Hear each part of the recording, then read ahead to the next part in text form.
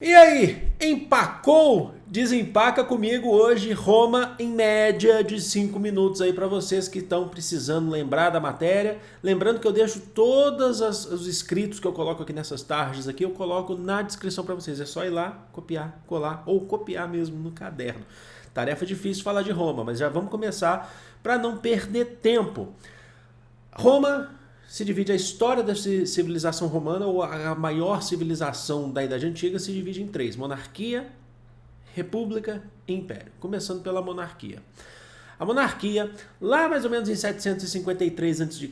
a 509, tem como formação a própria cidade de Roma, certo?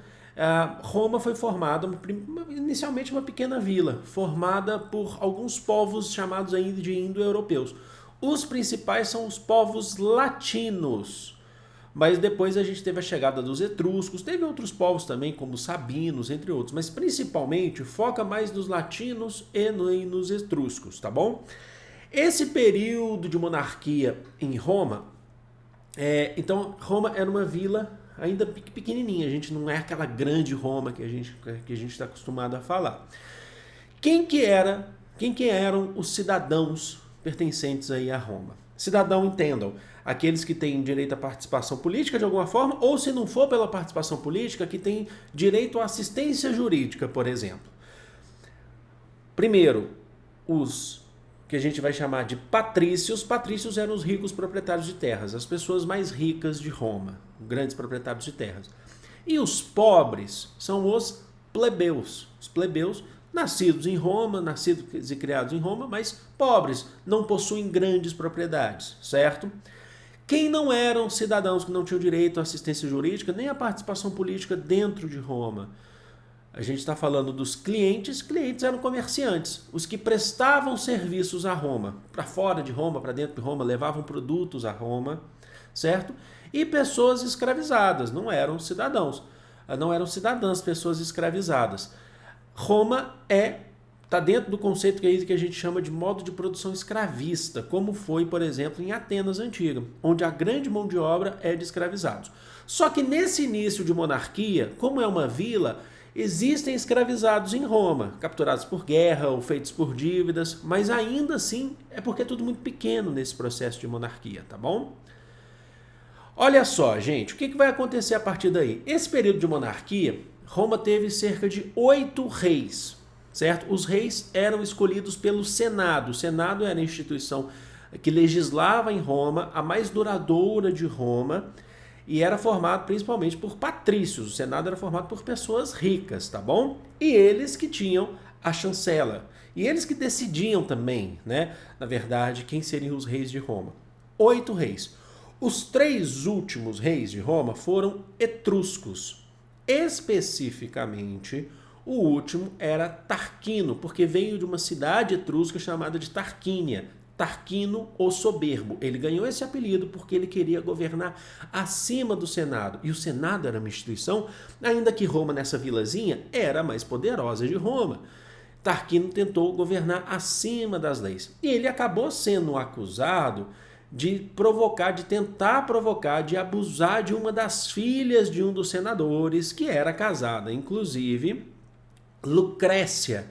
Ele tentou abusar de Lucrécia, o filho dele, inclusive, e o Tarquino, o Soberbo, ele foi acusado pelos senadores. Acabou sendo derrubado do posto de rei, ele foi acusado de abusar dela e de provocar a Lucrécia ao adultério.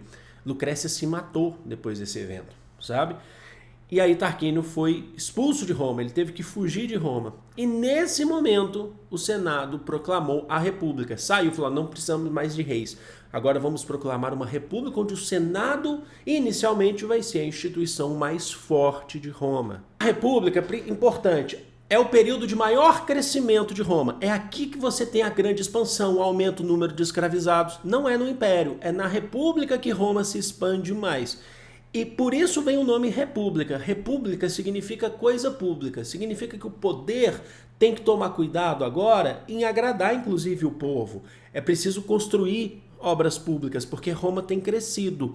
Coisa pública. Aqui a gente consegue ter uma separação evidente entre o que é público e o que é privado. Então lembre-se, república é o período de maior expansão de Roma, certo? Como o povo vai crescendo, o número de escravizados, a Roma se expande também, o que vai acontecer nesse período? O povo vai reivindicar, a plebe reivindica também direitos e mais poder. E nesse contexto, paralelo ao Senado, é formada a tribuna da plebe, ou tribuno da plebe. O que é isso? É uma assembleia formada por plebeus, que inclusive têm o direito de escolha dentro de Roma, de legislar sobre Roma. É nesse processo que é criada dentro da tribuna da plebe a lei das 12 tábuas, que dá isonomia no direito de tratamento jurídico entre patrícios e plebeus, tem que ser julgados no mesmo pé, e também a lei Canuleia, que permite com que patrícios e plebeus possam se unir matrimonialmente. Então, a tribuna da plebe, ela coloca equilíbrio nesse contexto social de Roma. Só que Roma cresce tanto que o Senado precisa achar algumas saídas, algumas alternativas para fazer ter uma administração melhor, porque começa a ter muita corrupção, muito descontrole, muita expansão, muitas guerras, e aí é criado, lá no finalzinho da República, os 2 triunviratos. O primeiro triunvirato, poder entre 3 homens, que vão governar, cada um ali administrando um pedaço de Roma. O primeiro triunvirato é formado, vou ler aqui para vocês, por Júlio César, Pompeu e Marco Crasso, e o segundo triunvirato é formado por, deixa eu ler aqui para vocês, Marco Antônio, Otaviano e Lépido. Os 2 triunviratos acabaram em conflito. No primeiro, o Júlio César prosseguiu, ele continuou, ele inclusive entrou em guerra, em conflito e derrotou os outros 2 triunviros e acabou se tornando um ditador de Roma. Júlio César nunca foi imperador de Roma, ele foi da República, o ditador perpétuo de Roma. Esse foi Júlio César. Mas depois ele foi assassinado pelo próprio Senado, porque inclusive ele permitiu cidadania para povos conquistados por Roma. Roma não queria que isso acontecesse, o próprio Senado o assassinou. E o segundo triunvirato também teve muito debate, muita discussão, muita guerra entre os triunviros. E terminou também, olha só, terminou com Otaviano derrotando os outros 2 triunviros e se proclamando, autoproclamando com a chancela, com a ajuda do Senado, como um imperador. É aí que acaba a República. Lá no 27 a.C., Otaviano se torna Otávio Augusto. Augusto vem de divino, ele se torna um imperador com direito divino. O império, gente, ao contrário do que se pensa, é onde Roma está estabilizada, com muitos domínios, só que é preciso conter gastos, porque a República cresceu muito.